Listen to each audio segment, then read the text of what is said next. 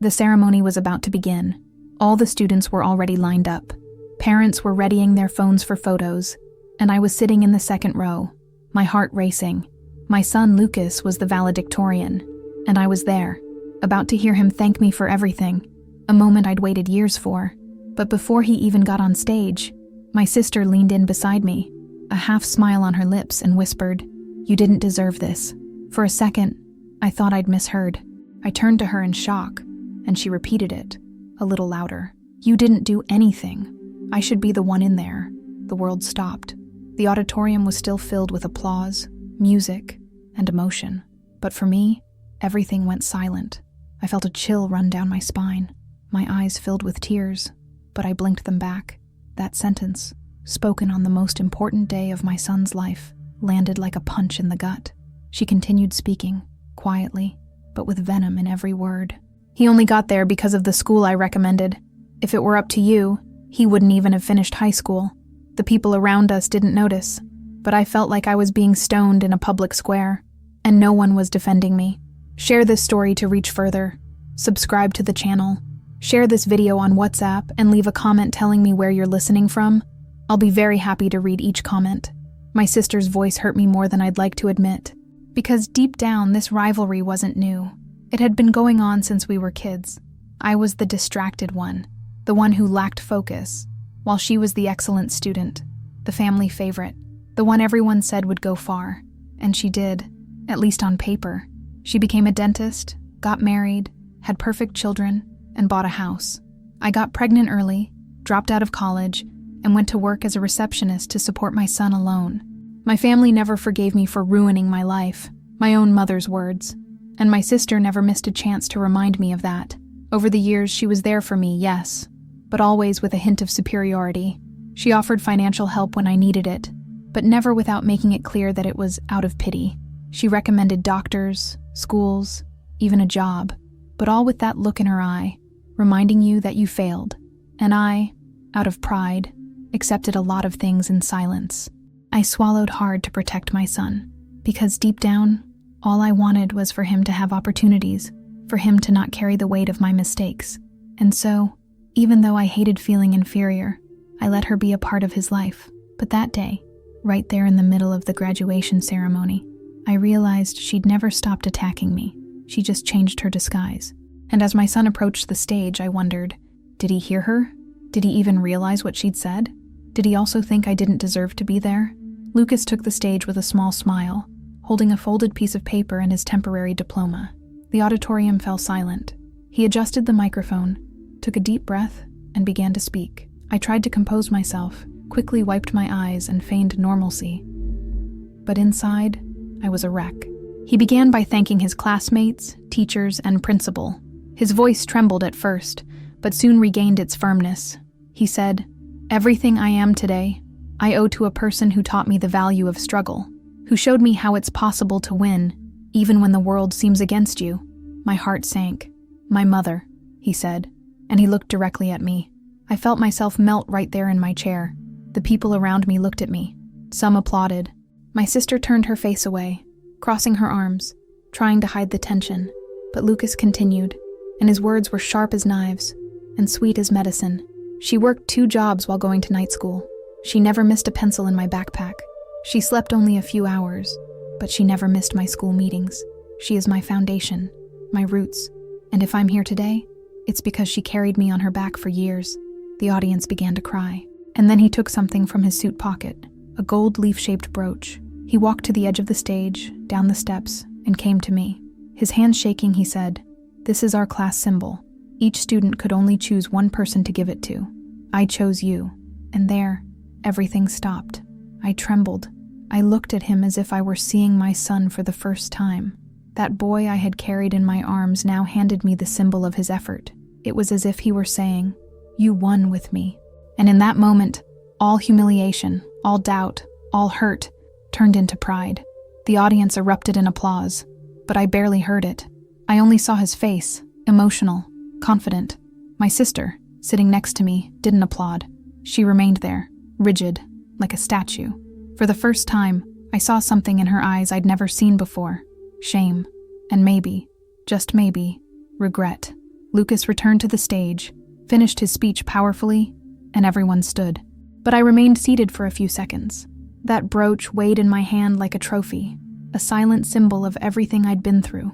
No one there knew how many nights I'd cried alone in the bathroom trying to be strong for him. No one saw the times I cooked plain rice, pretending it was his favorite dish. No one knows how much I felt like a fraud for not having a college education, for not having stability, for not having the respect of my own family. But he saw. Lucas saw it all. And in that gesture, he gave me back something I thought I'd lost: my worth. We left the auditorium hand in hand, with smiles, photos, congratulations. But my sister's silence behind us said so much more. For the first time, she was speechless. For the first time, I was the proud mother, and she was just the distant aunt, watching from afar what she could never destroy, the love between me and my son. The graduation party took place hours later. Balloons, lights, loud music, tables decorated in the school colors. I was there, surrounded by smiling mothers, children taking selfies, teachers shaking hands.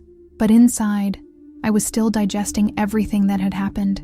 It was like waking up after a hurricane. Lucas was beaming, taking pictures with his friends, receiving hugs and congratulations. And yet, he came up to me every now and then, just to touch my arm, give me a kiss on the cheek, as if to say, "I haven't forgotten you're here." It was in these small gestures that he told me everything I needed to hear. My sister appeared in the room, a forced smile on her face. She walked toward me with a glass in her hand. For a second, I thought she was going to apologize. But no, she said, "That was nice, what he said. But it was exaggerated, right? It's like you created a hero." The pain returned as if someone had stuck a pin in my chest. I didn't answer. I just looked at her and turned away. For the first time, I refused her game. I wouldn't explain myself. I wouldn't defend my son. I wouldn't fight back. I was tired of competing in what had never been a competition for me. My worth no longer needed to be justified. It had been recognized by those who truly mattered. That night when I got home, I took the brooch out of my pocket and placed it on my bedroom shelf, not as an ornament, but as a marker. The day my son saw me, the day my sister lost control of my narrative, the day I stopped asking permission to be enough. A few days later, while Lucas went out with his friends to celebrate, I was home alone. I sat on the couch with a glass of wine and glanced at the bookshelf, where the brooch gleamed discreetly in the lamplight. It reminded me of a night years ago that I'd never told him about. He was 5 years old. I'd lost my job. We were behind on the rent, and I didn't know what to put on his plate that night. I remember crying quietly in the bathroom so he wouldn't hear. Then I went out, made some simple pasta, and pretended it was a special night, just to hide my despair. That night he fell asleep smiling, and I lay awake, staring at the ceiling, wondering if it would ever make sense, if he would ever know, if he would ever see everything I'd sacrificed to give him a modicum of dignity. And now, so many years later, that brooch was the answer. He saw it. He always saw it. And even though I never told him everything, he felt it. The love, the effort, the dedication. I didn't need a diploma or titles or anyone's approval. I was a mother, with all the flaws, with all the stumbles, with all the nights of uncertainty. But I was, and that was enough. I got up, walked over to the bookshelf, grabbed the brooch and pressed it to my chest. I closed my eyes, and for the first time, felt proud of myself. Undisguised pride, real pride. Because everything they said I wouldn't be, I was. And I was all the way. And now, that was etched in my son's history forever. A few weeks after graduation, my cell phone started ringing more frequently. Distant relatives, childhood friends, even neighbors from the street where I used to live. Everyone had seen the video of Lucas's speech. Someone had recorded it and posted it on social media, and it was going viral. The pride was immense, but along with the pride came the whispers. Mean comments, speculation, veiled jokes. Some people said Lucas was overreacting, that I was acting out to appear like a warrior. And amidst these comments, guess who always left a dig between the lines? My sister. She started saying that not everything was as it seemed, that Lucas's success also had to do with the support he received. She gave. She said that without family intervention, he would never have gotten this far. That hit me harder than I would have liked, because once again, she was trying to erase my story. A cousin of ours called me and said, "You know she's trying to take credit for herself, right?" I took a deep breath. I knew, but for the first time, I didn't feel the need to fight, because now I had something no amount of gossip could erase. The truth spoken publicly, the truth my son brought into the world. That phase was a test of strength, because when you finally stand up, the people who were always above you try to bring you down. But I was no longer the same woman who cried in the bathroom. I knew my worth, and no matter who tried to rewrite history, I was the one who lived it. And my son saw it all. A short time later, Lucas noticed the connection between my sister and me. We sat down to talk one random night, with the TV on mute and a cold pizza on the table. He asked directly, "Does Aunt Laura have a problem with me? She treated me strangely on graduation day." I stopped. That question weighed heavily. I could have lied. I could have softened it, said it was all in his head. But I decided to be honest. I told her she'd always had trouble accepting my story, that she felt that, because she'd followed a more traditional path, she had the right to judge, that his success bothered her, because it didn't come from the structure she expected. Lucas listened in silence. Then he replied, "That's ridiculous. She doesn't know half of what we've been through." Then he looked at me seriously and added, "But I know, and I'll never forget, and I'll never let anyone take that away from you." In that moment, I felt a mixture of pain and relief. The wound was raw, but he was with me. He hugged me tightly, unhurriedly, like someone who knows exactly what he's doing. It was unlike anything else. It was my son becoming a man, not just because of his diploma, but because of the clarity with which he saw the world, and, most importantly, because of the way he protected those who had been with him since day one. After that night, I promised myself I would never hide the truth again, not to protect others, not for fear of appearing bitter, because our story is ours, with mistakes, with failures, with victories. And if there's anyone who deserves to tell it, it's us, because we lived it, to the end. A month after graduation, I received a letter, handwritten, white envelope, familiar handwriting. It was from my sister. I stood transfixed for a few minutes, just staring at it. Part of me wanted to tear it up without reading it. Part of me wanted to understand what she had to say. After everything she'd said, after everything she'd insinuated, I sat in the kitchen, the envelope on the table. I took a deep breath and opened it. It was 3 pages long. She began by saying she didn't know how to deal with what she felt on graduation day, that she saw something in Lucas that made her feel small, invisible, that for a second, she lost control of the envy she'd always tried to hide. She said she'd judged me my whole life because she needed to feel better than me, that she couldn't stand the fact that, even with less, I'd achieved more, that my son was living proof that love and presence trump any status, and that she knew she'd made mistakes, many times, but she didn't know how to take it back. The letter wasn't a plea for forgiveness. It was more of a confession, a wry but honest acknowledgement. She said she was tired of pretending to be happy, that her perfect life was a stage set, that there were demands, crises in the marriage, children who barely looked at her, and that my joy with Lucas made her feel defeated.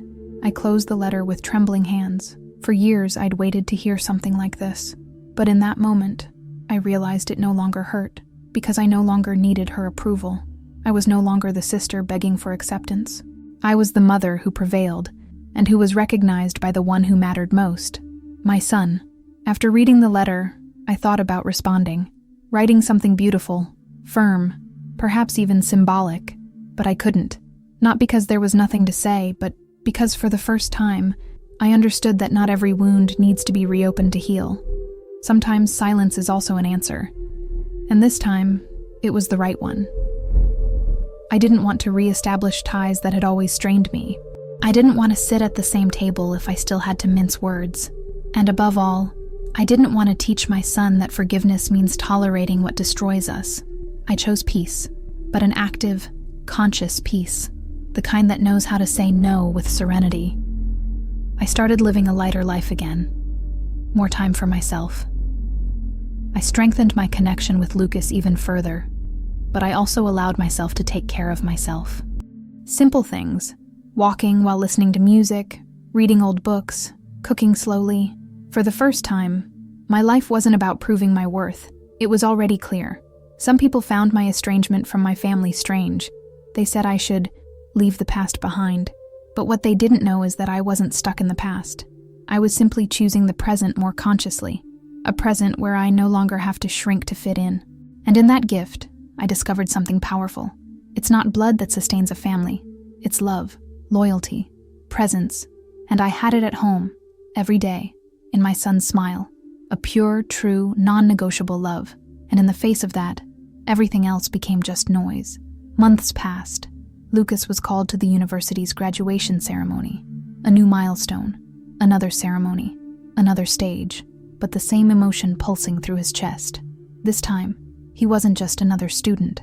He was among the top students in his class, and the pride I felt was beyond words. It was like a movie, with scenes repeating themselves, but with even more brilliance this time. I sat in the audience and watched my son take the stage with that same confident demeanor. When his name was called, he walked calmly up, received his diploma, and, once again, broke protocol. He asked into the microphone, "Can I say something before I leave?" The teachers laughed. The auditorium fell silent. He turned to the audience, looked straight at me and said, "Mom, everything for you. Always has been." The applause came in waves, not just from my row, but from the entire auditorium. People who didn't know me clapped for me, people who didn't know my story but who felt the power of those words. I looked around and saw emotional faces, but one in particular caught my attention. My sister, sitting in the back, standing motionless, not applauding, her face plastered. She was there. Yes, she was. Even without warning, even without a direct invitation. And there, she saw it all. She saw my son exalt me again. She saw that the love she tried to extinguish remained burning, even stronger. I didn't go to her. I didn't need to. I was in my place, and she, in hers. For the first time, the situation was reversed, and the truth was public, unquestionable. As I was leaving, many people came up to greet me. Teachers, Lucas's friends, parents of students. My sister passed by me, paused for a second, and said just one thing, "You win," and she left. I didn't answer, not out of pride, but because at that moment there was nothing more to say. The story had already been told, and the last word was no longer hers. It was mine. It was ours. Life after that became quieter, but not in a bad way. It was a peaceful silence, a sense of mission accomplished. Lucas started working, got involved in social projects, and began giving lectures in public schools, talking about resilience, overcoming obstacles, and family. And every time he spoke, my name was there, somehow. He told me, "Mother, everything I do bears your name," and all I could do was smile and think, it was worth it. Every tear, every doubt, every time I felt alone in the world. All of this built the man he became, and in a way, it rebuilt me too. Because by caring for him, I learned to care for myself. I started keeping a diary, a silly, simple thing, but it was as if I needed to immortalize it all, to tell it in my own words, to record for myself everything I'd overcome, not to prove anything to anyone, but to never forget, because memory fails, but writing doesn't, and my story deserved to be remembered. I went to therapy. I went back to school. I revived old dreams, like the nursing program I'd abandoned years ago, not because I needed to, but because I wanted to. For the first time, I was doing something for myself, not out of obligation. It was strange, liberating, beautiful.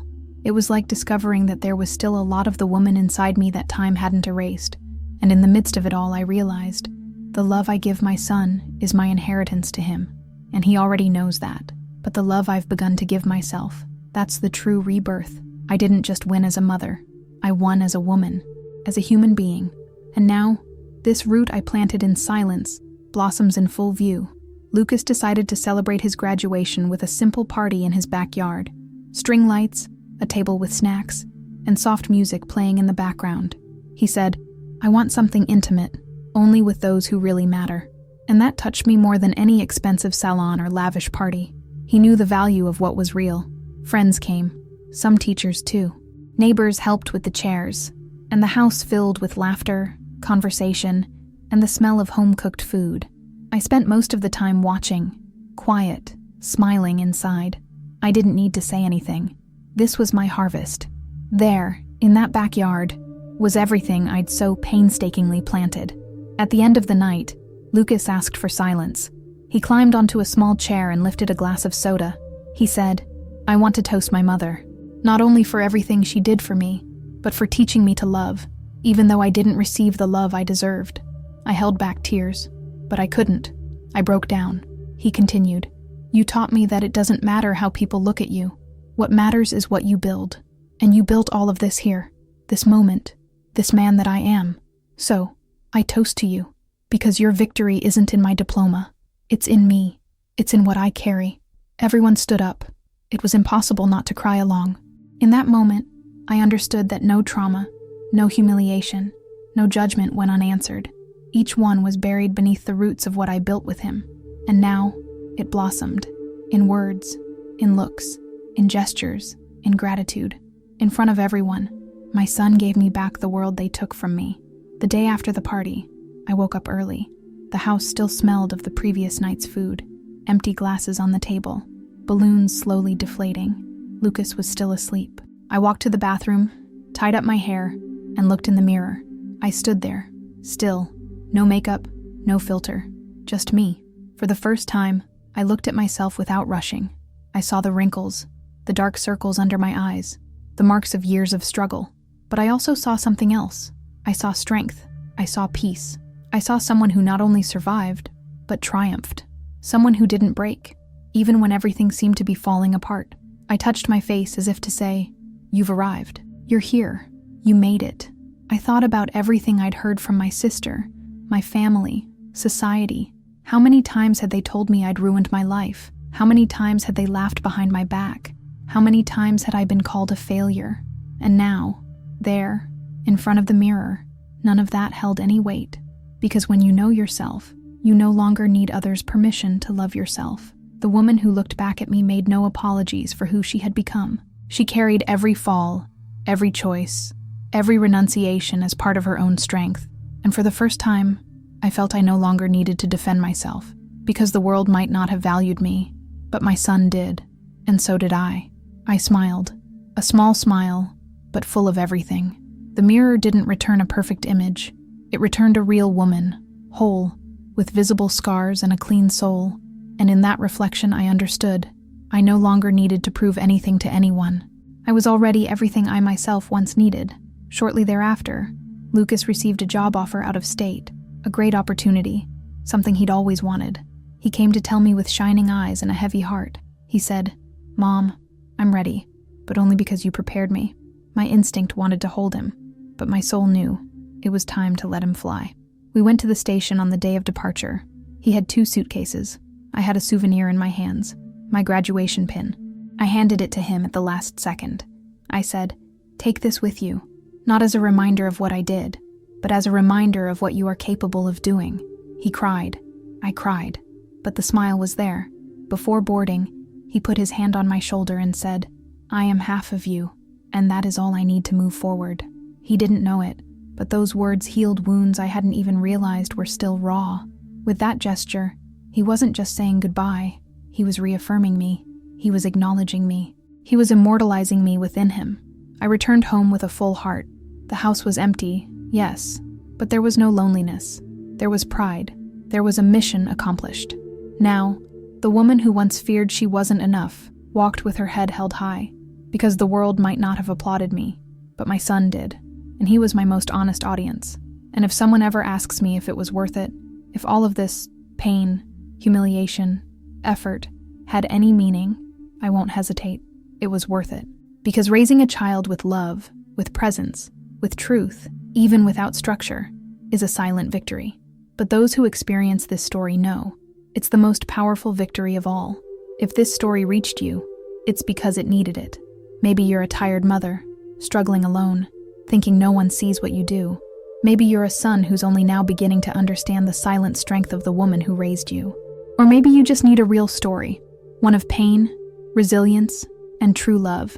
Leave a comment below where you're watching from. And if you can, tell me, have you ever experienced something similar? Do you know someone who needs to hear this story? I read everything. Every word you say matters.